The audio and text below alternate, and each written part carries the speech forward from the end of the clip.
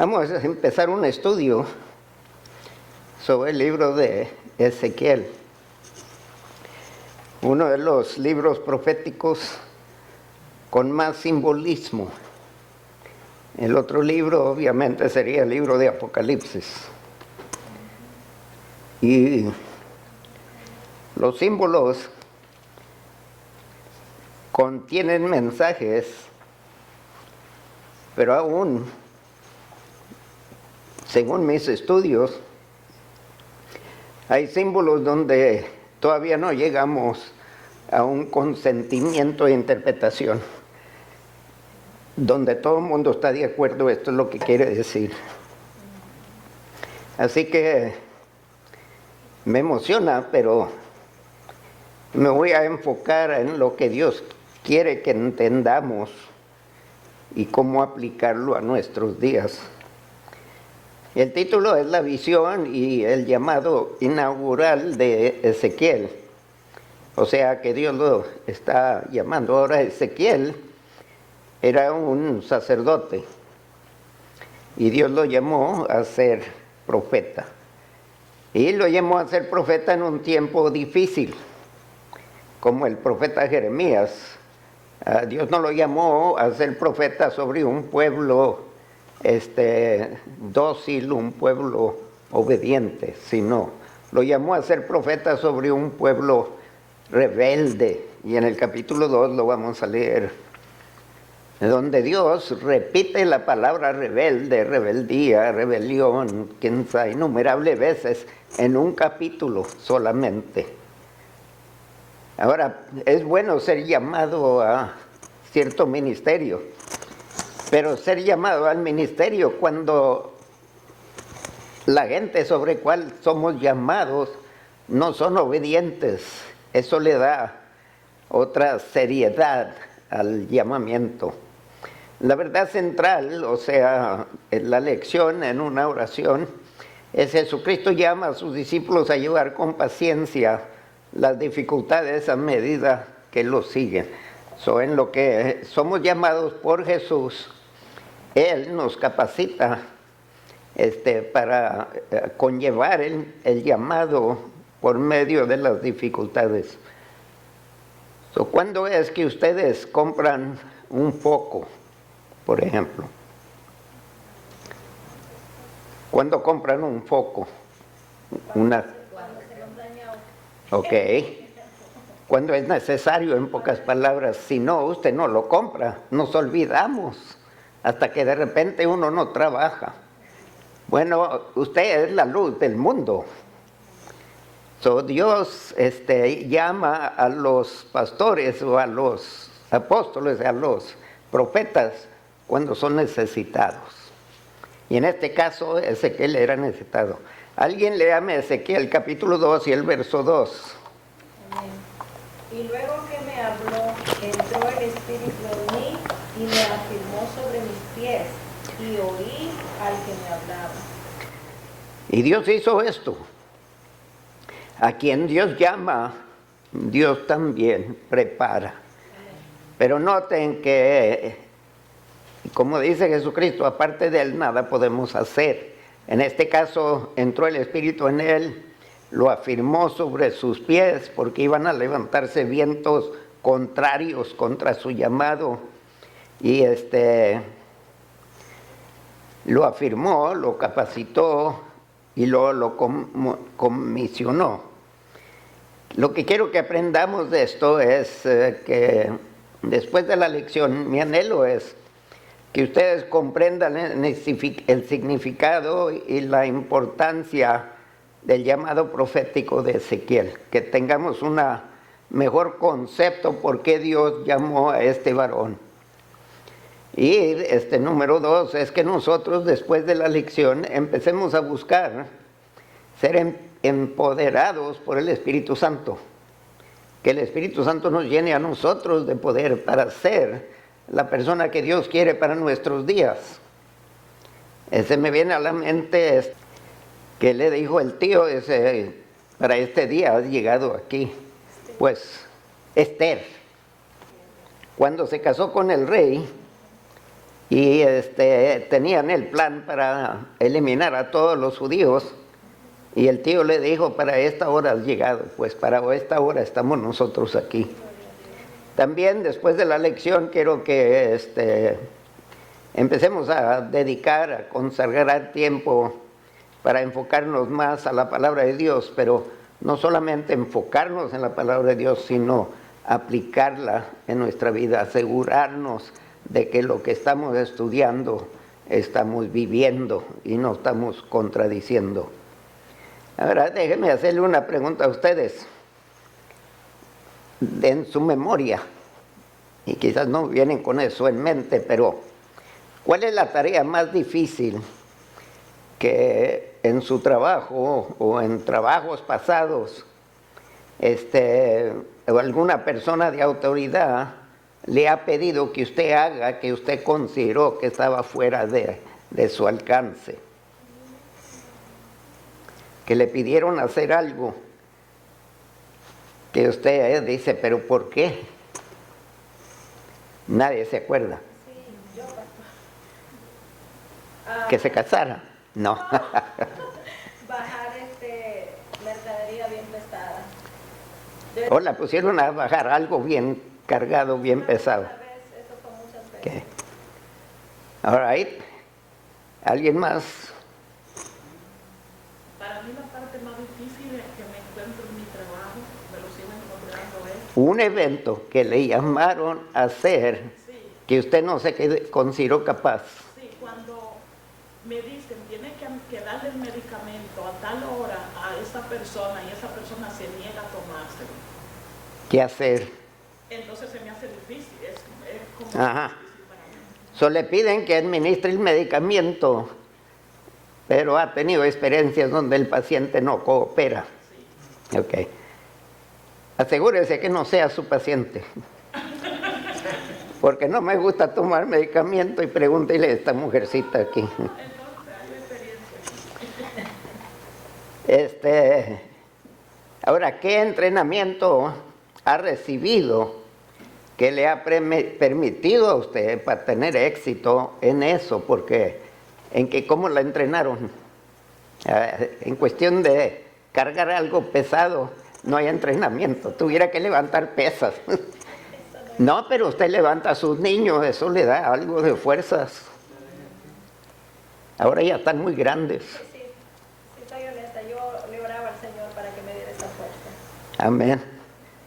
¿Le dieron entrenamiento a usted para...? Amén. Sí, a nosotros nos dan ese entrenamiento porque yo cuido personas incapacitadas y la regla es que ayudarlo a que se tomen su medicamento. Pero cuando me encuentro con esa experiencia, se le muele y se pone en algo, como una papilla, sea de manera. En pocas palabras, lo engaña. Exactamente. Es por su bien. Es por su bien, como dice el hermano. La enseñaron a engañar. Ok. Bueno, cuando Dios nos llama a hacer algo que está fuera de nuestra mente, que está fuera de nuestro alcance, Dios también provee todo lo que es necesario para lograrlo. Interesante que cuando Dios me llamó al pastoreado, era lo último que yo quería, estar enfrente de la gente. Así que cada vez en cuando denme una sonrisa para relajarme, porque si están, digo yo, no hombre, pero esto es lo último que yo quería hacer. Y cuando le platiqué a la gente lo que Dios me había llamado a hacer, la gente no me creía. Le dije, yo estoy de acuerdo con ustedes, entonces ¿qué hago con este llamado? Pues ya tengo 37 años y aquí estoy todavía. Quiere decir que Dios no comete errores. Acabamos de estudiar el libro de Jeremías. Jeremías también fue llamado. La diferencia es que Ezequiel tenía 30 años cuando recibe el llamado de Dios. Jeremías, ¿qué sabemos de él cuando Dios lo llamó? Según el capítulo 1. Ustedes no estaban en mi clase, ¿verdad? Yo no vine ese día, pastor. Jeremías era un joven cuando Dios lo llamó, y él le dijo a Dios, dice, no consideres tu juventud, Dice, porque yo voy a estar contigo y yo te libraré, etcétera, etcétera, en el capítulo 1. Jeremías era un joven, se consideraba un niño sin experiencia, y ahora de repente es llamado al rol de profeta y tiene que hablar a gente que es mayor que él, que tiene más años de experiencia. Y lo van a ver con desdén, pero Dios le dice, no te preocupes, yo estaré contigo. Y lo Ezequiel, por otro lado, ya era 30 años cuando Dios lo llamó. Y lo llamó en tiempo de exilio. Ya no estaba en la tierra, ya se lo habían llevado al territorio del enemigo. Y allá Dios lo llamó. A la edad de 30 años. Ahora el nombre de Jeremías significa Jehová ha inspirado. Y me llamó la atención Ezequiel. Lo que quiere decir Ezequiel es Dios fortalece. Y aquí estaba un pueblo en campo extraño, en campo de idolatría. Pero cuando Dios los sacó, los desterró, Israel estaba inclinándose a falsos ídolos. Y ahora Dios le manda a Ezequiel, que quiere decir Dios fortalece. Entonces vamos a la visión en el Ezequiel capítulo 1, verso 1 al 4. Y díganme cuando lo encuentren, pero aquí tienen los versos que voy a estar mencionando. Entonces vamos a hablar de un sacerdote exiliado.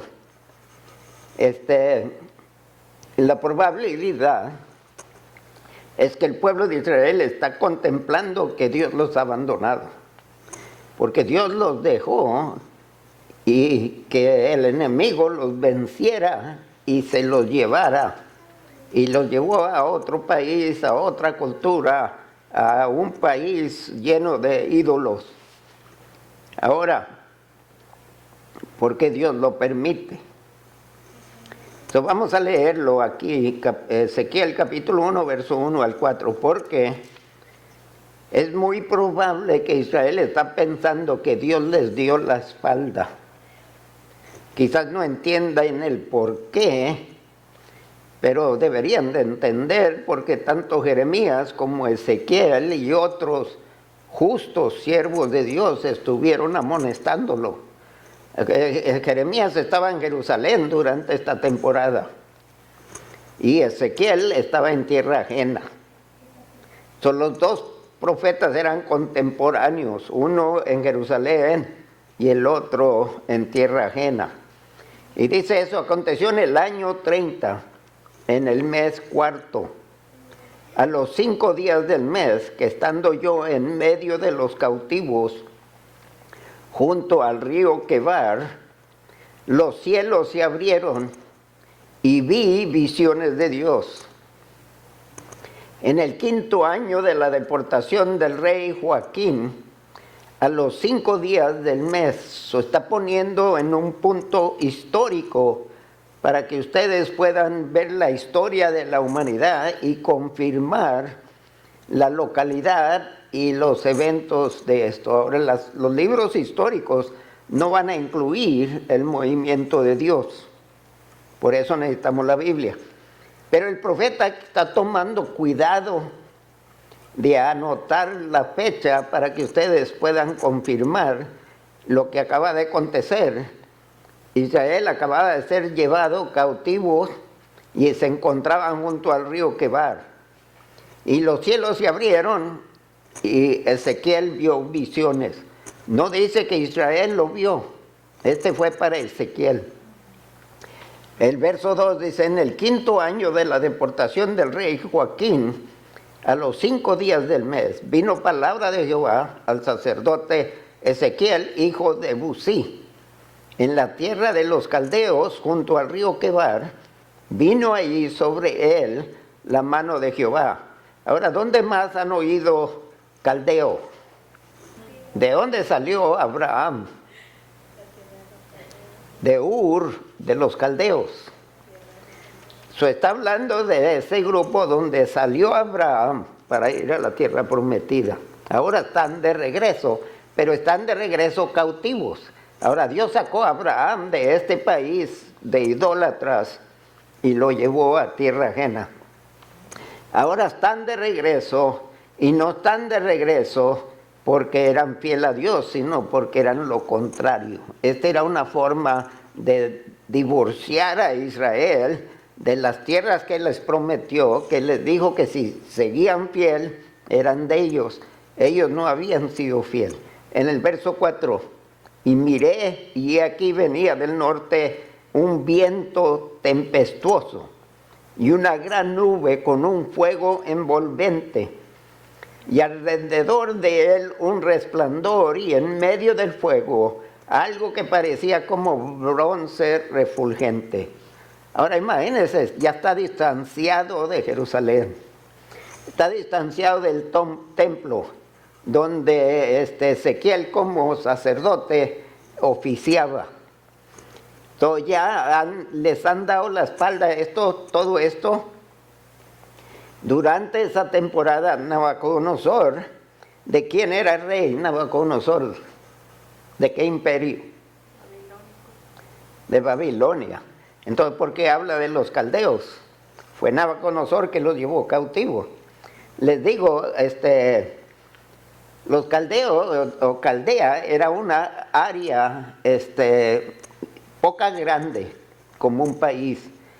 Pero cuando empezó a crecer Caldea con el reinado de Nabucodonosor y empezó a expandirse y llegó hasta Israel, hasta Egipto, a toda la península de Sinaí, estableció su capital en Babilonia. Y de allí agarra Nabucodonosor, el rey de Babilonia, porque hizo un palacio en Babilonia, unos jardines que hasta la fecha hay ruinas de esos jardines, algo extraordinario. Si lo buscan en el internet, alcanzan a ver, ponga jardines de Babilonia y les va a salir extraordinarias construcciones de Nabucodonosor. Por eso cambió de Caldea a Babilonia. Pero aquí Dios le está llamando, ahora Joaquín fue el último rey de Judá. De ese día hasta la fecha no hay rey sobre Israel. Él fue el último rey. El que estaba de rey en Jerusalén, cuando estaba Jeremías allí, se llamaba Sedequías. Y Nabucodonosor se llevó a Joaquín con Ezequiel y otro grupo, mientras agarró a otro y lo puso de rey, familiar de Joaquín. No me acuerdo qué relación tenía. Se llamaba Sedequías y lo estudiamos el domingo pasado. Ahora, Sedequías fue puesto por Nabucodonosor. Después de meses o medio año, Sedequías se creyó capaz de rebelarse contra Nabucodonosor, y fue lo que causó que Nabucodonosor regresara a Judea, y tenía Jerusalén sitiado. Quiere decir que había derrotado todas las otras ciudades, fortalezas, y a Sedequías solo lo quedaba. Durante esa temporada Sedequías arrestó a Jeremías porque todas sus profecías eran negativas. Les decía que va a venir y se los va a llevar cautivo. Dice, ¿por qué no profetizas algo bueno? La gente está desanimándose. Y dice, yo solo digo lo que Dios me dice. Y ahora llega Ezequiel y Dios lo está llamando a hacer algo semejante. Porque Dios les dice, van a estar desterrados 70 años. Y fue 70 años en el libro de Daniel, que fue uno de los que fue exiliados. Él se pone a ver las profecías y descubre la profecía de 70 años. Y como ya está para pasar los 70 años, se pone a orar. Me da la impresión que Daniel tenía sus 75 o no más, posiblemente 85 años, cuando en el capítulo 9 se pone a interceder por Dios a favor de Israel, porque ya estaba para terminarse los 70 años, y cuando empezaba a regresar Él quería estar seguro que Israel había aprendido su lección. Eso fueron 70 años de juicio. Ahora vamos al siguiente punto. 4 seres vivientes, porque la visión continúa. Este pasaje es muy largo para leer todo. Solo voy a enfatizar unos cuantos puntos en esta gran visión. Si ustedes gustan, léanlo en casa. Es extraordinaria. No es una visión, es cautivante. Y sí le pido que lo lean. Voy a darles unas ideas de qué interpretar en esto. Pero en medio de esta visión aparece un carro con ruedas y querubines, y los querubines tenían 4 alas. Ahora, ustedes conocen de los serafines. ¿Dónde han visto serafines? Digo, yo sé que no han visto, pero en la Biblia, ¿dónde se menciona? En Apocalipsis, pero en el Antiguo Testamento. Es cierto, en Apocalipsis. En el Antiguo Testamento, en el capítulo 6 del libro de Isaías, que Isaías está viendo y ve a Dios sentado en el trono y los serafines, santo, santo, santo, con sus alas. Y en otro lugar que ven, bueno, en ese lugar son los que... La diferencia es que los serafines tienen 6 alas. Los querubines solo tienen 4. Y también en la cabeza tienen 4 diferentes imágenes.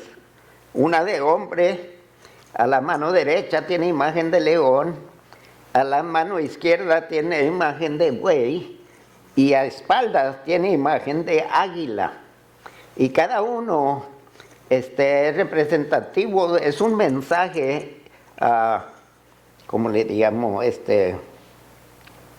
Es un mensaje ilustrativo que Dios quiere presentarnos. Y estuve buscando y estudiando sobre por qué hombre, por qué león, por qué buey y por qué águila y qué significaba. Y en un comentarista dice que la imagen del hombre es una indicación de la sabiduría de Dios.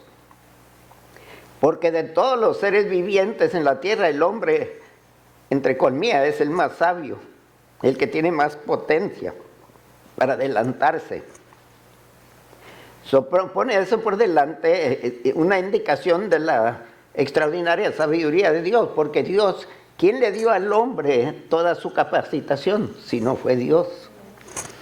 Si Dios dio esa capacitación al hombre, ¿qué tanta capacitación tendrá Dios que puede dar eso? Está superior a la nuestra. León siempre habla de fuerza. Habla de la fuerza extraordinaria de Dios. Y estaba usando un animal que tiene renombre aún en esos días, para hablar de la fuerza de Dios. El buey habla de la paciencia y la constancia de labor. Dios no se cansa. Y Dios es terco. Cuando Él tiene un plan, Él lo va a hacer. Y no importa que la gente, todo el mundo se levante, el plan de Dios va a realizarse. Y le damos gracias a Dios por eso. Por otro lado, águila es una indicación de la velocidad. Dios puede trabajar rápido o puede andar paseándose en el aire y observándonos a nosotros con una paciencia extraordinaria. El águila tiene una vista que sobrepasa todo otro ojo de todo animal y todo ser humano. La distancia que puede ver, Dios puede ver mucho más allá.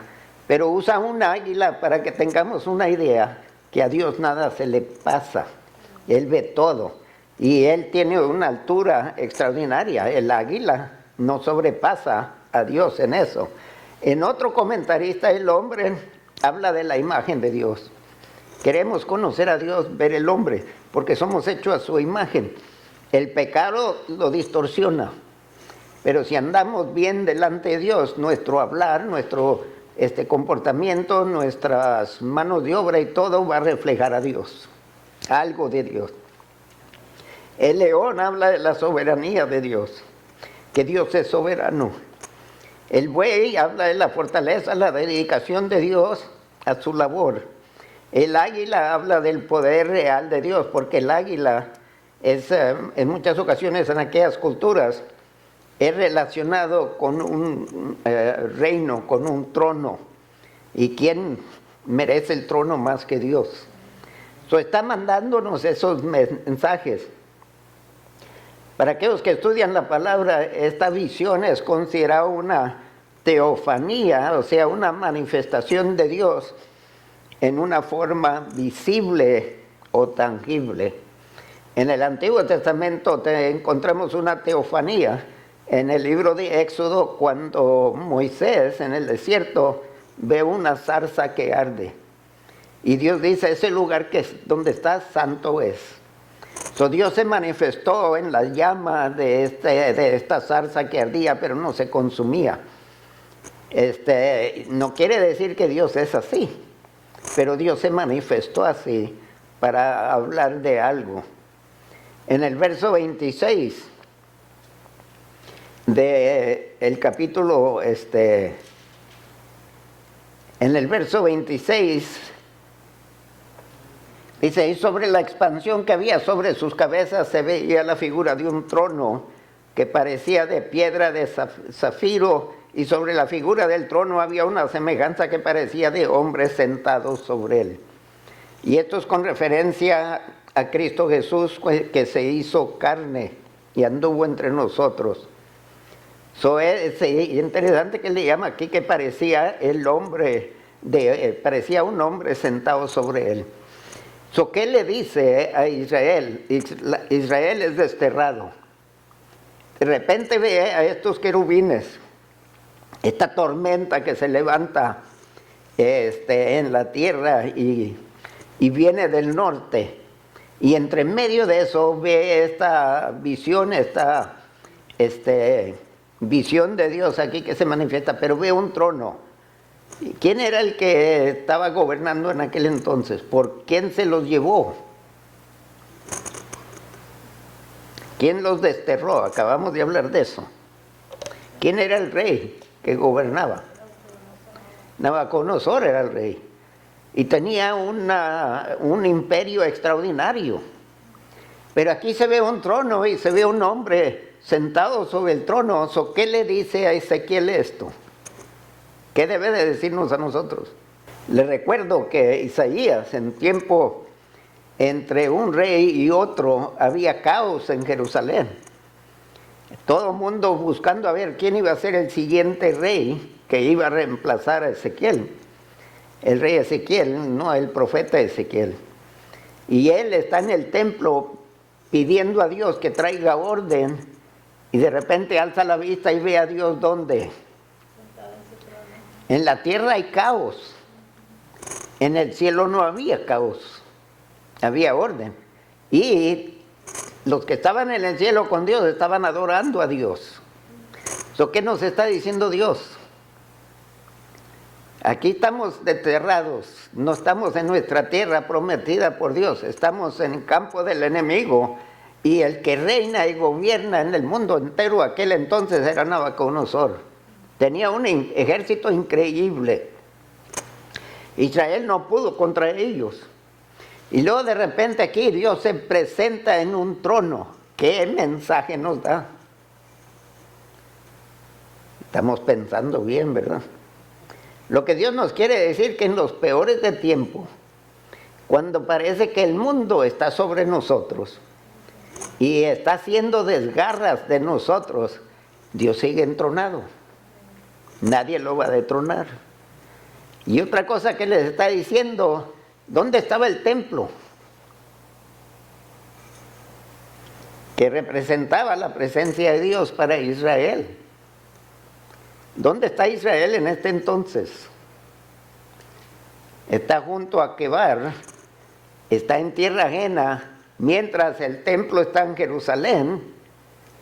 Según Israel, Dios estaba allá y de repente se aparece en el desierto acá, en campo del enemigo. ¿Qué quiere decir?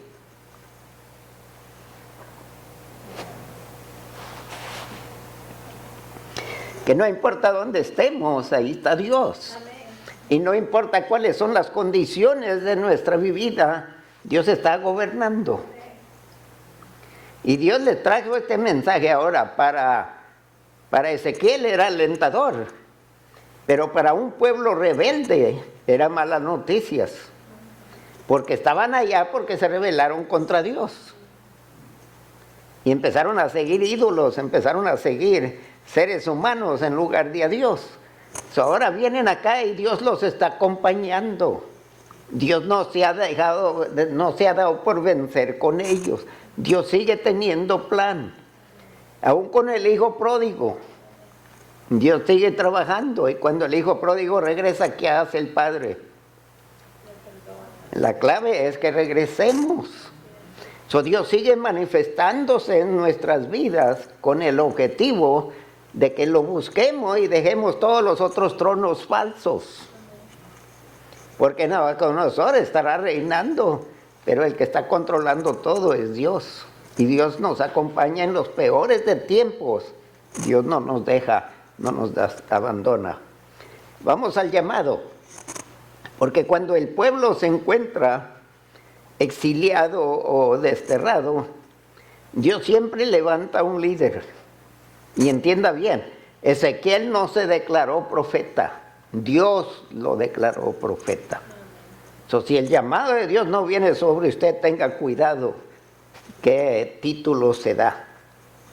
Que sea Dios el que le da el título. En Ezequiel capítulo 2, verso 1 al 5, leímos en el verso clave que el Espíritu lo llenó a Ezequiel. Leyendo, ya están conmigo, Ezequiel capítulo 2, verso 1. Me dijo, hijo de hombre, ponte sobre tus pies y hablaré contigo. De repente en esta visión Dios le habla, como Dios le habló a Moisés en la zarza que ardía. Y luego que me habló, entró el Espíritu en mí y me afirmó sobre mis pies y oí al que me hablaba. Ahora hay tres cosas que le pasan a Ezequiel aquí. Lo primero es que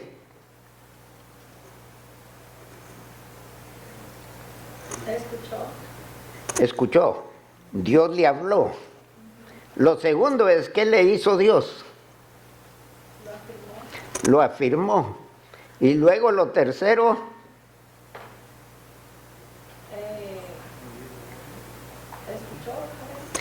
pues ya mencionaron hoy, pero tenemos que leer más para ver qué otra cosa hizo Dios. Primero, Dios le habló. Segundo, Dios lo afirmó. Y primero le dijo que se pusiera de pie, y luego le habló y luego lo afirmó con el Espíritu Santo. En el verso 3. Y esto es lo que le dijo. Hijo de hombre, yo te envío a los hijos de Israel. Le habló, lo llenó del Espíritu Santo, lo afirmó y ahora lo envía. ¿Lo envía a dónde? A los hijos de Israel, a los rebeldes. Y miren lo que dice, a gentes rebeldes. Y otra vez lo repite, que se rebelaron contra mí. Ellos y sus padres se han rebelado contra mí hasta este mismo día. Ezequiel está con gentes rebeldes. Oye, hay gentes rebeldes, ¿cree que van a estar disponibles para escuchar sermones? Todo lo contrario. Y a ellos le está llamando, yo pues te envío a hijos, mire, de duro rostro y de empedernido corazón, y les dirás, esta gente no quiere escuchar. Pero Dios está llamando a Ezequiel a hablarles. Tenemos una generación que no quieren oír de Dios. Están apartándose más y más. Pero nosotros tenemos que ser obedientes a Dios y ser testigos. Porque en aquel entonces el Espíritu vino sobre Ezequiel. En el Nuevo Testamento el Espíritu viene sobre todo aquel que cree en Cristo. Somos equipados por el Espíritu Santo para ser fiel a esta generación. La diferencia es que ahora no levanta un Ezequiel, levanta muchos Ezequieles. Y en el Nuevo Testamento, Pedro nos llama a nosotros sacerdocio real, pueblo adquirido, ¿se acuerdan? Quiere decir que ya cada uno de ustedes son sacerdotes delante de Dios. Dios nos llena del Espíritu, ¿para qué? Para que hablemos, y luego nos manda a una generación rebelde. Ese es nuestro día. Nosotros somos el Ezequiel, corporalmente y individualmente. Nos dice el verso, ellos escuchen, pero si no escucharen, porque son una casa rebelde, siempre conocerán que hubo profeta entre ellos. En otras palabras, no van a poder decir, pues Dios no nos habló. Ahora, si nosotros no hablamos al mundo de Cristo, la gente puede decir, yo no sé, como les doy el ejemplo. Estaba trabajando en una compañía llamada General Electric años atrás, y empecé unos estudios bíblicos y la gente empezaron a juntarse. Y teníamos una área donde allí teníamos un libro de apunte. Y estábamos estudiando Primera de Pedro. Y la gente ponía comentarios sobre ciertos versos. Cada día leíamos una porción de Pedro, yo anotaba lo que quería que leyeran. Y luego empezaban ellos a contestar preguntas, o hacer preguntas. Y luego el otro grupo contestaba si podía, o hacía más preguntas. Y allí estamos. En eso llegó un señor durante el día, dice, ¿usted es el que está encargado del estudio bíblico? Sí. Dice, ¿puedo venir a los estudios? Y estaba otro al par, y le dice, ¿tú eres cristiano? Oh, sí, yo tengo años de ser cristiano. Y dice, tengo 20 años de estar trabajando en esta compañía. Tengo 20 años que te conozco, que trabajas conmigo, y nunca me hablaste de Dios. Él puede decirle a Dios, a mí nadie me dijo de Cristo. Pero ¿qué nos dice aquí? Siempre conocerán que hubo profeta entre ellos.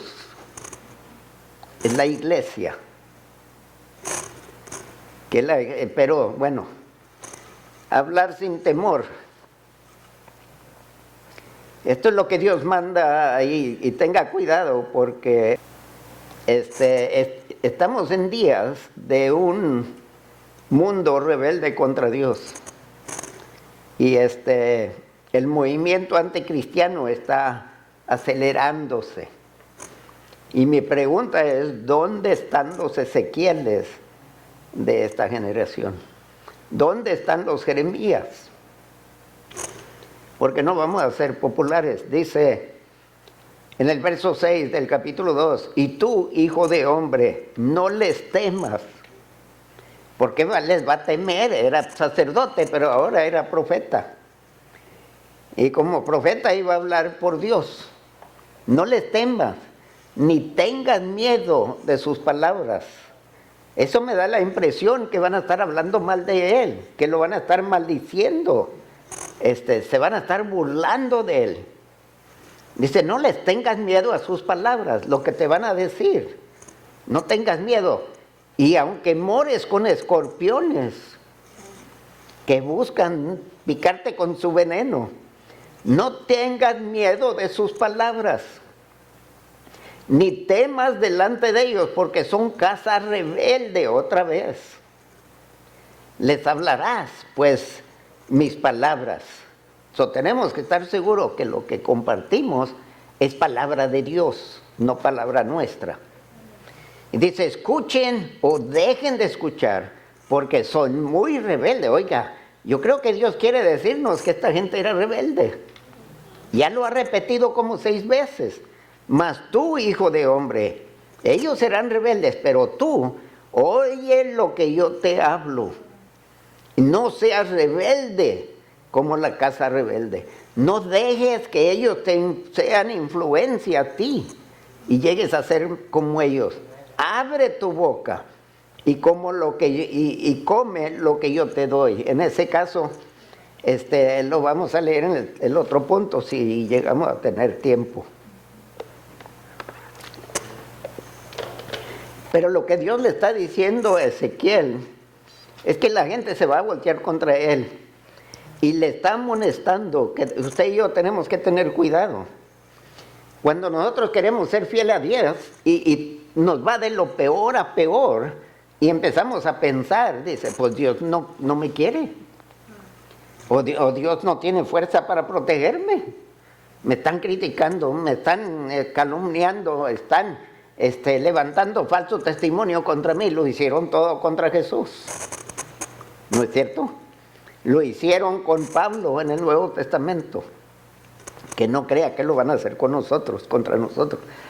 Les dice a ellos, les hablarás pues mis palabras, escuchen o dejen de escuchar porque son muy rebeldes. Mas tú, esto es lo que nos llama la atención, mas tú, hijo de hombre, oye lo que yo te hablo, no seas rebelde como la casa rebelde. Dice, ¿de qué me sirve predicar el evangelio si nadie me hace caso? No seas rebelde, le está diciendo, tú predica lo que yo te digo. Si la gente lo acepta, no lo acepta, no importa. Tú predica lo que yo te digo. Y interesante que en el Nuevo Testamento Jesús nos dice en varias ocasiones que el profeta no es aceptado en su casa, en su familia.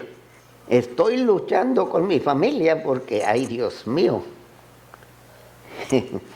atacan mis creencias por todos lados. Me quieren, estoy en el hospital y allí están todos, pero no quieren escuchar lo que les digo. Y con el menor es el más vocal de todo. Y lo que Dios me dice, que no deje que ellos cambien quién soy yo delante de Dios. Aunque se levanten contra nosotros los que nos aman, los que son de casa, le dice Dios a Ezequiel, tú sigue fiel, tú sigue, no seas rebelde como ellos, tú di lo que yo te dije, pero Dios no tiene impacto. Pero Dios va a juzgar al mundo por su palabra. Y eso escuchemos bien. Pero Dios en el siguiente pasaje, capítulo 2, verso 9, al capítulo 3, verso 3, Dios les dio un rollo del libro. Pues y ahora que estuvimos en Israel, esta última vez fuimos donde producen el material, donde escriben. Incidentalmente, los rollos que hacían en aquel entonces se escribía solo en un lado. En este caso estaba escrito en los dos lados, dando a entender que el mensaje era extenso para que se hubiera escrito en los dos lados, porque la costumbre era siempre escribir en un lado. Y Dios le dice que se lo coma, y la palabra de Dios dice que para él era tan dulce como la miel. Es que la palabra de Dios, para el que cree en Dios, le encanta, pero para el que no cree en Dios, le amarga. Y a mí me amargaba cuando me testificaban, y yo los maldecía, y ellos me hablaban de amor, y yo les hablaba de odio. Y ahora soy uno de los que habla de amor. Hermanos, hay que seguir fiel. Aunque nos aprueben o no nos aprueben, a no cambiar el mensaje de Dios, sigue siendo el mismo. Por favor. Hay pastores que están abandonando lo que predicaron por años, por las cosas que están pasando en las casas de ellos. Si la palabra le llama a algo pecado, es pecado, no importa que el hijo esté cometiendo el pecado. Y hay que decirle la verdad, porque solo la verdad libra. Amén. Hermanos, a ser fiel a la palabra de Dios, no callar. Vamos puestos de pie. Ezequiel y Jeremías fueron profetas en tiempos no placenteros, pero fueron fieles. Que Dios nos ayude, que esta generación de cristianos de hoy sean fieles hasta la muerte. Bueno, Padre, apreciamos, Señor, tu palabra, y aunque a veces nos incomoda, y pedimos tu ayuda y la ayuda de tu Espíritu Santo para que no importe la presión, no importe la gente que se levante con nosotros, que sigamos fiel y no bajemos al nivel de ellos, que cuando nos hacen mal no paguemos mal por mal, sino sigamos venciendo el mal que nos hacen con hacerles bien y hablarles la palabra, que es dulce como la miel para que los oídos de fe, pero para los oídos de incredulidad serán palabras amargas, pero es perspectiva de otros, no perspectiva nuestra, porque la palabra de Dios es dulce para el paladar. Dios, ayúdanos a ser fiel a usted, aunque todo el mundo nos deje, en Cristo Jesús, y el pueblo de Dios dice, amén.